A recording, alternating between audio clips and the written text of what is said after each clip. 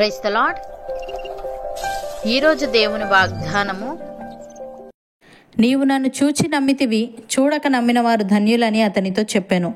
యోహాను సువార్త 20వ అధ్యాయము 29వ వచనము. సహోదరి సహోదరులారా, యేసుక్రీస్తు శిష్యులలో ఒకడైన తోమాతో యేసయ్య ఈ మాట పలుకుతున్నాడు. యేసయ్య తన పునరుత్థానం తర్వాత శిష్యులకు కనిపించిన సందర్భంలో ఇది ఒక ముఖ్యమైన క్షణం. తోమ తన కళ్ళతో యేసయ్యను చూసి ఆయన సిలువ వేయబడిన గాయాలను తాకితేనే గాని నమ్మనని తన సందేహాన్ని నిర్మోహమాటంగా వ్యక్తం చేశాడు. యేసయ్య తోమాకు కనిపించి అతని సందేహాన్ని బట్టి సున్నితంగా గద్దించి భౌతిక ఆధారాలు లేకుండా నమ్మేవారి ధన్యతను ప్రకటించాడు. అనగా విశ్వాసం యొక్క గొప్పతనాన్ని యేసయ్య తెలియజేశాడు. విశ్వాసం భౌతిక రుజువుపై ఆధారపడి ఉండదు. అది హృదయం మరియు ఆత్మకు సంబంధించిన విషయం. కళ్ళు చూడగలిగే దానికంటే మించిన దానిపై విశ్వాసానికి లోతైన నమ్మకం మరియు దృఢ నిశ్చయం అవసరమనే ఆలోచనను ఇది తెలియజేస్తుంది. ప్రియులారా, విశ్వాసమనున్నది నిరీక్షింపబడు వాటి యొక్క నిజస్వరూపమును అదృశ్యమైనవి ఉన్నవనుటకు రుజువునై ఉన్నది. దానిని బట్టి పెద్దలు సాక్ష్యము పొందిరి. ప్రపంచములు దేవుని వాక్యము వలన నిర్మాణమైనవనియు అందును బట్టి దృశ్యమైనది కనబడేడు పదార్థములచే నిర్మింపబడలేదనియు విశ్వాసము చేత గ్రహించుకొనుచున్నాము. విశ్వాసమును బట్టి హేబేలు కయ్యేను కంటే శ్రేష్టమైన బలి దేవునికి అర్పించెను. దేవుడు అతని అర్పణలను గూర్చి సాక్ష్యం ఇచ్చినప్పుడు అతడు ఆ విశ్వాసమును బట్టి నీతిమంతుడని సాక్ష్యము పొందెను. అతడు మృతి నొందియో ఆ విశ్వాసము ద్వారా మాటలాడుచున్నాడు. విశ్వాసమును బట్టి హనోకు మరణం చూడకుండానట్లు కొనిపోబడెను. అతడు కొనిపోబడక మునుపు దేవునికి ఇష్టుడై ఉండెనని సాక్ష్యము పొందెను.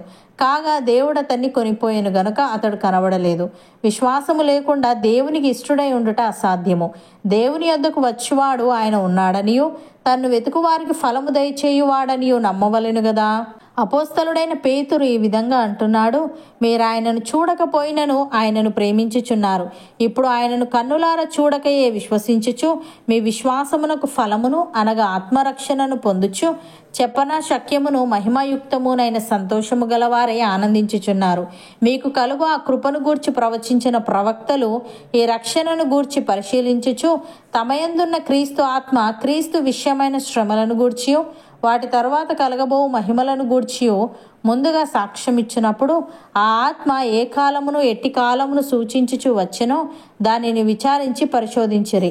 పరలోకము నుండి పంపబడిన పరిశుద్ధాత్మ వలన మీకు సువార్త ప్రకటించిన వారి ద్వారా మీకిప్పుడు తెలుపబడిన ఈ సంగతుల విషయమై తమ కొరకు కాదు గాని మీ కొరకే తాము పరిచర్య చేసిన సంగతి వారికి బయలుపరచబడెను. దేవదూతలు ఈ కార్యములను తొంగిచూడగోరుచున్నారు. కాబట్టి మీ మనస్సు అను నడుము కట్టుకొని నిబ్బరమైన బుద్ధి గలవారై యేసుక్రీస్తు ప్రత్యక్షమైనప్పుడు మీకు తేబడు కృప విషయమై సంపూర్ణ నిరీక్షణ కలిగి ఉండుడి అని. సహోదరి సహోదరులారా, వెలిచూపు వలన కాక విశ్వాసము వలననే నడుచుకొనుచున్నాము గనుక ఈ దేహములో నివసించుచున్నంత కాలము ప్రభువునకు దూరముగా ఉన్నామని ఎరిగి ఉండియు ఎల్లప్పుడూ ధైర్యము గలవారమై ఉన్నాము. ఇట్లు ధైర్యము కలిగి ఈ దేహమును విడిచిపెట్టి ప్రభువునొద్ద నివసించుటకు ఇష్టపడుచున్నాము. కావున దేహమందున్నను దేహమును విడిచినను ఆయనకిష్టులమై ఉండవలనని మిగులు అపేక్షించుచున్నాము.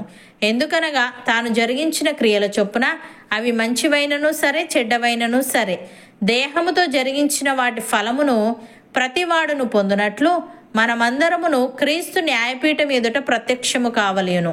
అవును అన్నవారు నాతో పాటు ప్రార్థనలో ఏకీభవించండి.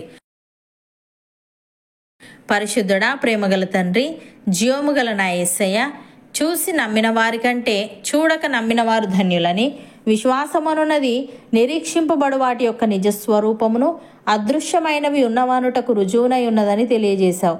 దేవా, మేము వెలిచూపు వలన కాక విశ్వాసము వలననే నడుచుకొనుచు ఈ దేహములో నివసించుచున్నంత కాలము నీకు దూరముగా ఉన్నామని ఎరిగి ఉండియు ఎల్లప్పుడూ ధైర్యము గలవారమై ఉండుటకు సహాయము దయచేయమని మేము జరిగించిన క్రియల చొప్పున అవి మంచివైనను సరే చెడ్డవైనను సరే దేహముతో జరిగించిన వాటి ఫలమును ప్రతి వాడును పొందునట్లు మేమందరమును నీ న్యాయపీఠం ఎదుట ప్రత్యక్షము కావలేను గనుక మా మనస్సు అను నడుము కట్టుకొని నిబ్బరమైన బుద్ధిగలవారమై నీవు ప్రత్యక్షమైనప్పుడు మాకు తేబడు కృప విషయమై సంపూర్ణ నిరీక్షణ కలిగి ఉండుటకు కృపచూపమని దేహమందున్నను దేహమును విడిచినను నీకిష్టులమై ఉండే భాగ్యము మాలో ప్రతి ఒక్కరికి నీవే దయచేయమని యేసుక్రీస్తు నామమున ప్రార్థిస్తున్నాము తండ్రి.